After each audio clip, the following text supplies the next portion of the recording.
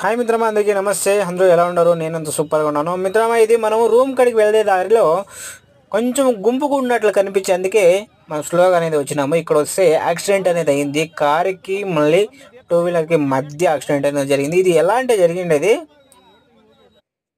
అక్కడ మన టెంపర్ అక్కడి ఇంకా ఆపోజిట్ రెడ్ ఆపోజిట్ హైవేలో ఆపోజిట్ ఇండికేట్ వేసుకొని సర్ నొగ్గిడిచిన టూ వీలర్ ఆయన స్పాట్ అవుట్ అవడం ఎందుకు అని చూసి తప్పించిపోయి టూ వీలర్ని తప్పించి డివెండర్ని ఎగిరించి మరి ఆపోజిట్ రోడ్కి అనేది వెళ్ళి అంత దూరంలో కంట్రోల్ అనేది చేసినాడు. ఆయన ఎంత స్పీడ్లో ఉన్నాయో కూడా తెలియదు, కానీ మొత్తానికి అయితే కంట్రోల్ మొత్తం నీట్గా చేసినాడు. అప్సెట్ కాకున్నట్ల ఆపోజిట్ గాడి చూసుకొని మరి బండి అనేది నిలబెట్టినాడు, ఎటువంటి తొందర లేకున్నట్ల. ఆ కొట్టిండే ఏడు కదా రిమ్ గిమ్ అంతా బెండ్ అయిపోయింది.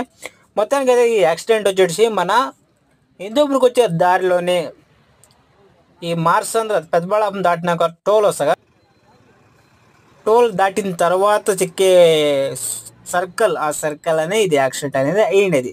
మొత్తానికి అయితే 112కి ఫోన్ చేశారు, పోలీసు వాళ్ళు వస్తారు, యాక్షన్ ఏమో చేసుకుంటారు. మొత్తానికి అయితే ఎటువంటి ప్రాణ అపాయం అంతా లేదు, ఎవరికి గాయాలు కానీ ఏం లేదు, తొందర ఏం లేదు.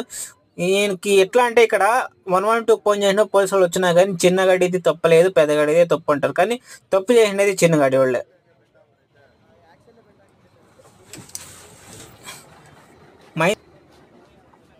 డైరెక్ట్ సెటిల్మెంట్ కాలేదు, అందుకే పోలీసులను పిలిపించేయంటారు. ఓకే ఫ్రెండ్స్, సబ్స్క్రైబ్ చేసుకోండి, సబ్స్క్రైబ్.